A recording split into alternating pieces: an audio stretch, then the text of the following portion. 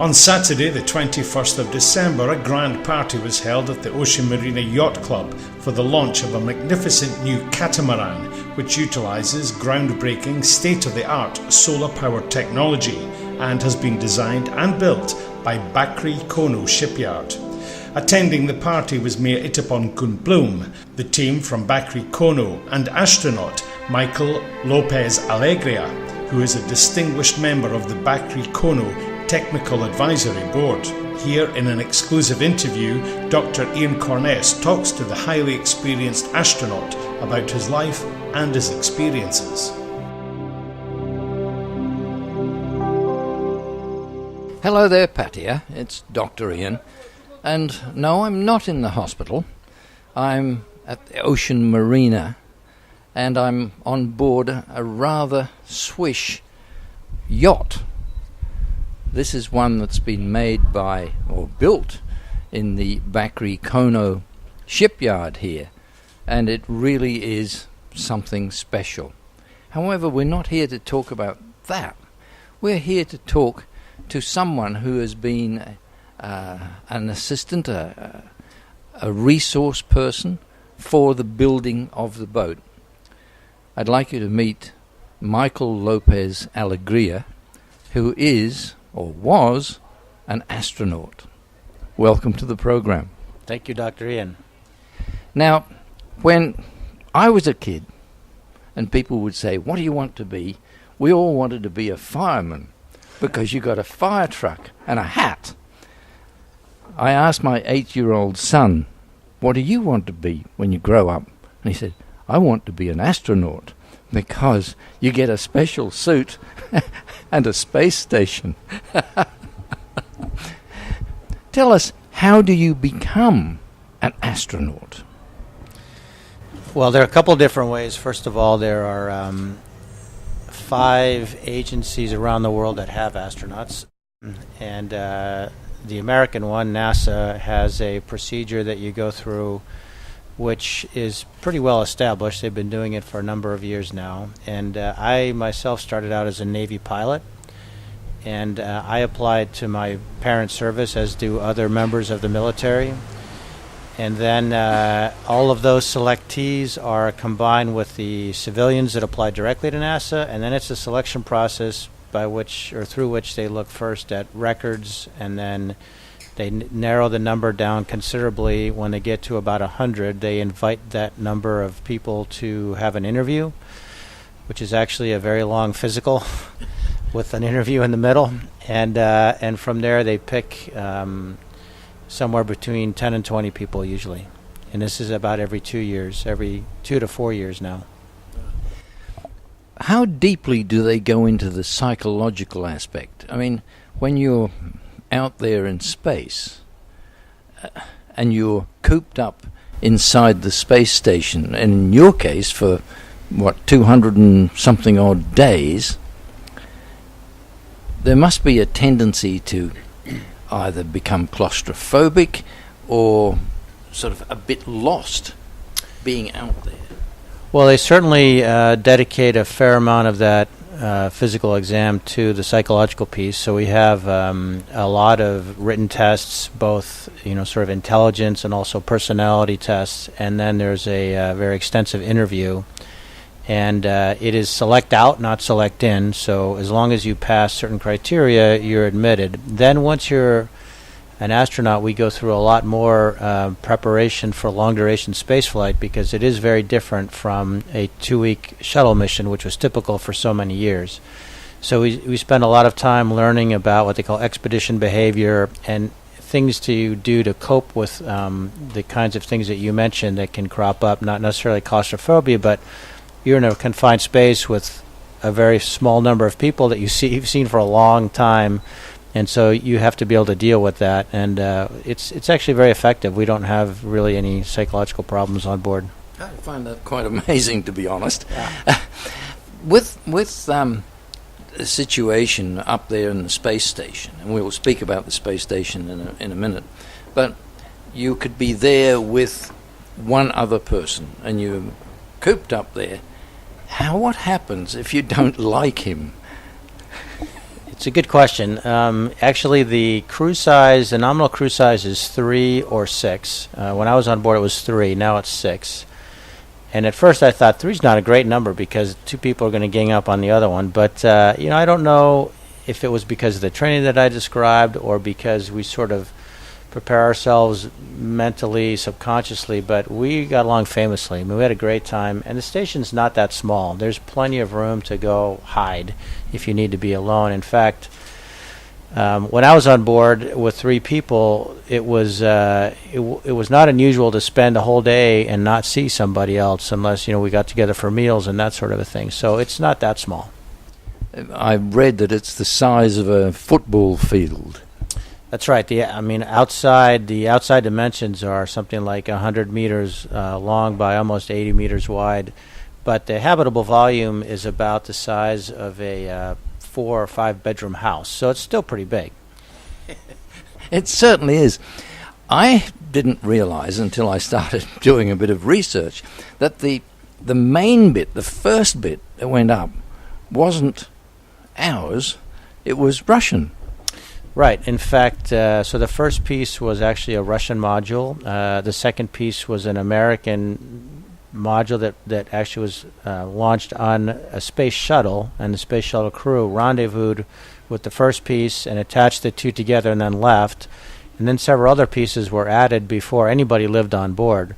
But 2 of the first 3 pieces were actually built in Russia. And obviously the drawings were absolutely perfect for it to fit, having been made in America, to fit onto the Russian sort of base. Yeah, you make a great point. There are pieces from all over the world being, made from drawings that are in not only different languages but different alphabets, different measurement systems. So the fact that it all fits together is pretty remarkable. And of course, you were one of the people who made it fit. Right. Most of these assembly missions involved the shuttle bringing up a piece in its payload bay, and then after docking to the station as it existed at that time, would remove that the crew would remove that piece with the robotic arm of the shuttle and either hand it off to the robotic arm of the space station or attach it directly to the space station, and then the crews would do somewhere between 2 or 3 spacewalks to outfit the new piece, so make the electrical connections, the hydraulic connections, and all that. So I was fortunate enough to participate in some of those. You've done 10 EVAs, extravehicular activities. What's it like? I mean, you've got this incredible suit.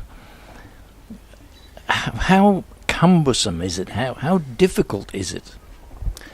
Well, it's pretty cumbersome, as you suggest. It all together with the person in it and all the tools outfitted, it's probably on the order of 300 kilos, which there's no weight in space, but there is mass, so it takes a little bit to get it going and to stop it.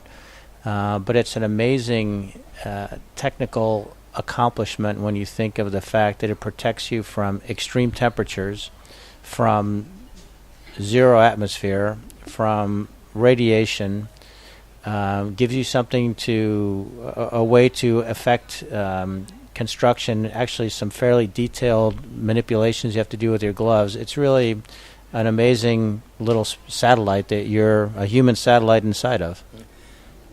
As the extra bits come up, as you say, they come up on the shuttle and they drop them off.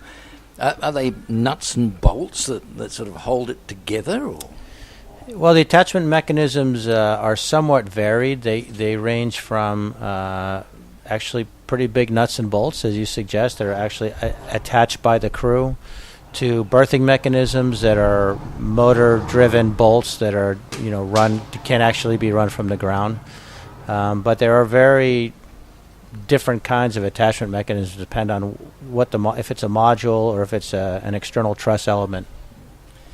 With the problems that we all have with our home computers, which always seem to crash and break down, what happens on the space, on the International Space Station? Well, we have something called redundancy because it happens to us too. So when something goes wrong, we usually have a backup or two. And the main data processing system actually is generally at least singly redundant, sometimes two fault tolerant. So we anticipated that happening. When something like that does happen, and I believe there was a collision at one stage between one of the shuttles coming up and the space station itself, which ruptured the exterior. Did you ever get the feeling, oh hell, this is it, I'm in trouble now? Well, luckily no. That collision that you mentioned actually happened on the Mir space station, and that was a pretty dicey situation. Nothing anywhere near that dramatic has happened on the International Space Station, but it could happen any time. I mean, to be frank, the biggest risk about a mission on the ISS is the launch and the landing. It's not to say it's not risky when you're up there. Probably the biggest risk that we face is micrometeorite orbital debris. So something penetrating and causing a leak, as you suggest. But the station is pretty well protected. It's armored, if you will. We know how many particles of what size there are, and we protect ourselves from the small ones that we can't anticipate, and the ones that are big enough we can actually use the station to maneuver out of their way if we have enough warning. So although that remains our biggest risk, it's fairly well understood. In the space station itself, osteoporosis is a problem where you're not using your muscles enough and the bones start to thin out. How do you get over that when you're up there for months?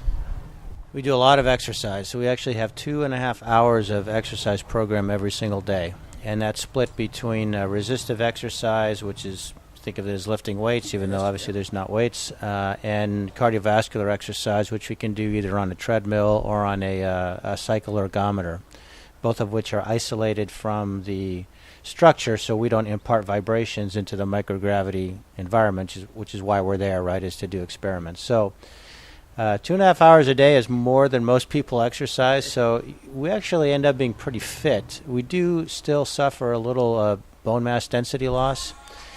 It is significantly better now than when I flew because exercise equipment has been upgraded. But it was not uncommon to lose between 1% and 3% per month while you're up there. So when you come back with a 10 or 12% decrement, that's pretty significant. And it takes time. It took me about 2 years to get back to normal density. You mentioned microgravity. What do you have to do? How do you get over this problem, the fact that you haven't got gravity to hold you down? How do you sleep, for example? How do you walk on a treadmill? Well, with a few exceptions, it's actually a pretty delightful feeling. The few exceptions include sleeping, going to the bathroom, and some others perhaps. But sleeping is actually pretty easy. You just get in a sleeping bag. Now, the sleeping bag can be on the floor, it can be on the ceiling, it can be on the wall. It doesn't really matter. What's difficult about it is, even though usually you're pretty tired by the end of the day and you fall right asleep, but staying asleep can be an issue, and you don't have that nice sensation of lying down. So I miss that a bit. And other things you just make do. So we use a lot of Velcro to hold things in place, because when you put your pencil down, it's probably not going to be there when you come back unless you've stuck it to something. When you run on the treadmill, you wear a harness with some bungees that simulate your body weight. So there are ways of getting around it, but it's really a pretty nice feeling to float. Is it anything like you imagined first time? It's funny. It's a lot like you imagine. I mean, when you think about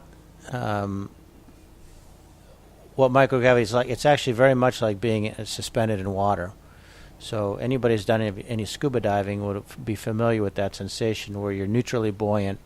What's different is that if you're neutrally buoyant in the water with your head down and your feet up, it's uncomfortable because the blood still goes to your head. Whereas in space, there is no up and no down. So it's perfectly. It's not just neutral translationally, but also rotationally, which is really a little bit different. But what's peculiar about it is even though you can imagine what's going to be like, and you can imagine what the views are going to be like, there's really nothing like being there. I mean, it's a very hard experience to hold on to when you're not there. You mentioned views.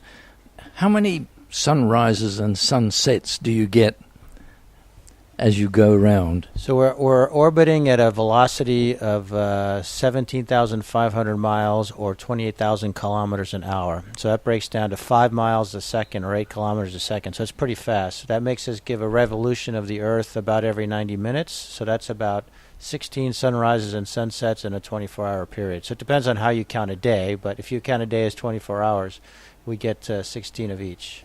When we're sleeping here, physiologically, we shut off with the dark and we wake up with the light.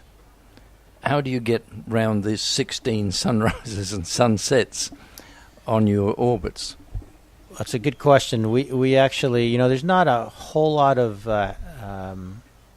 windows in the space station, and so there isn't very much ambient light. Almost all of the light is, artificial. Right. So we just turn them off at nighttime, and we turn them off during the day. And we also have sleep stations, which are like small phone booths. So everybody has their own little compartment, and once you close the door in there, it's quite dark. So do you give yourself 8 hours of dark and 16 hours of light, or? Sure, we can't use the sun as a measurement, obviously. So we are usually synced to universal time. So we wake up at 6 a.m. We go to bed at 10 p.m. and we're supposed to go to bed at 10 p.m. Let's put it that way. So we're supposed to get 8 hours of sleep. Sometimes we have to change that time if we have to do a certain activity at a certain time because of a number of different reasons. We might shift the entire work day one way or another, which is a lot like getting on an airplane and traveling. Mm-hmm. So you sort of have to get over that jet lag, and then we shift back to the 0600 to 2200 regime. And we work 5 days a week, 5.5 actually. Half of Saturday and all of Sunday is free, although we do. So you go to the movies and the and the football. We can go to the movies, actually. Now they have internet on board. I understand it's not very fast, but they do have access to it. And you spend a lot of time sort of, first of all, not unlike on Earth, we end up being pretty tired on the weekend, so sleeping in is very nice. And you use the time usually to catch up with friends and family. We have great communication capabilities, so we can actually call any phone on Earth like a telephone and have a conversation. It's a little bit of a delay, but it works pretty well. And the charge goes to NASA. Yeah, it's like Skype. It's free. Going back to your EVAs, your extravehicular activities, what does that feel like, floating around outside of your safety net?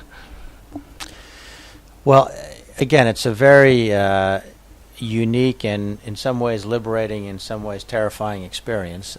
We are always attached to the space station with a safety tether, which is a pretty stout metal cable. And should that break or become unattached somehow, we have a rescue backpack device that we could actually use to fly ourselves back to the station.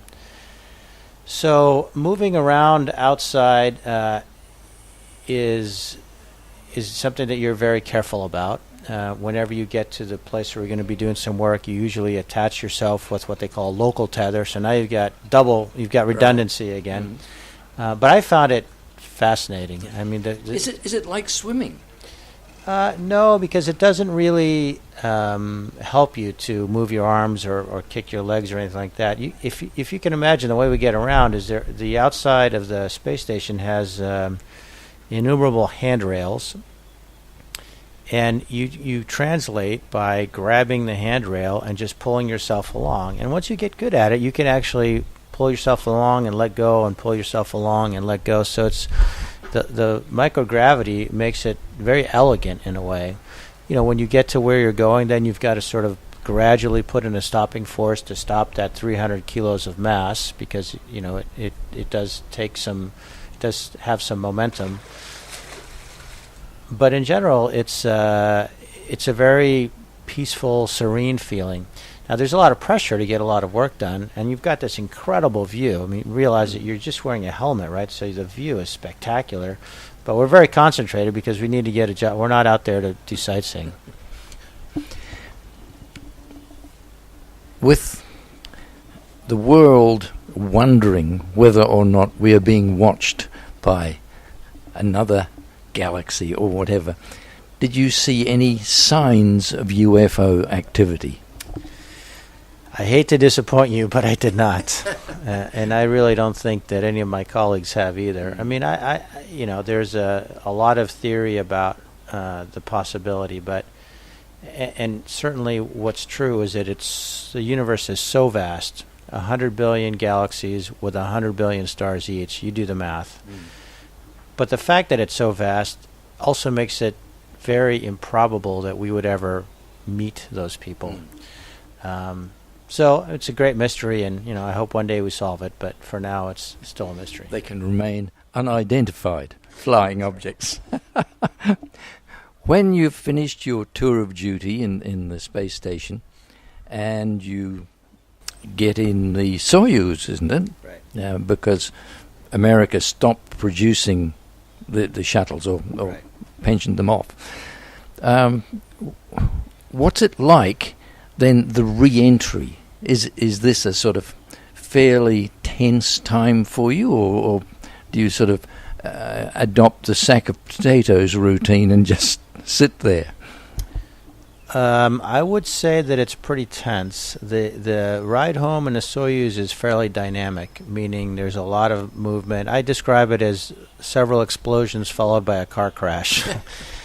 Lots of things happening between the heat shield being jettisoned, the parachutes coming out, and how they stage, and then the impact with the ground. It's pretty sporty.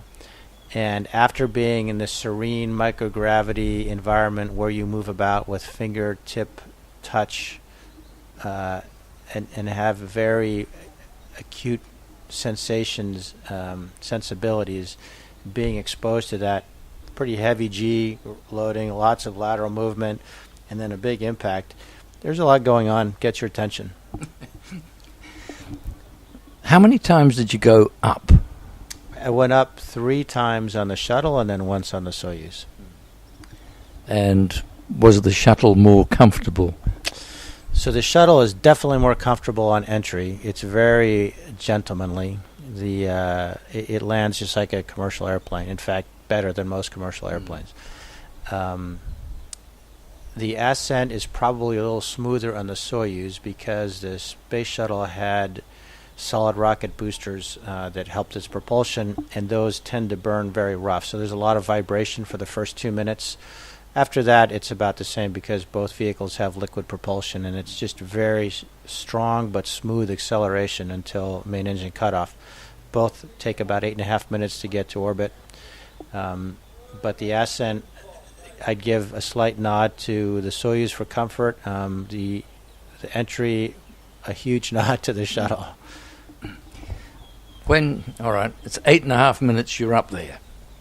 How do you actually sort of get yourself aligned to the space station itself? I mean, I'll sort of grant you that extreme timing and everything else, they know the trajectory of your rocket going up.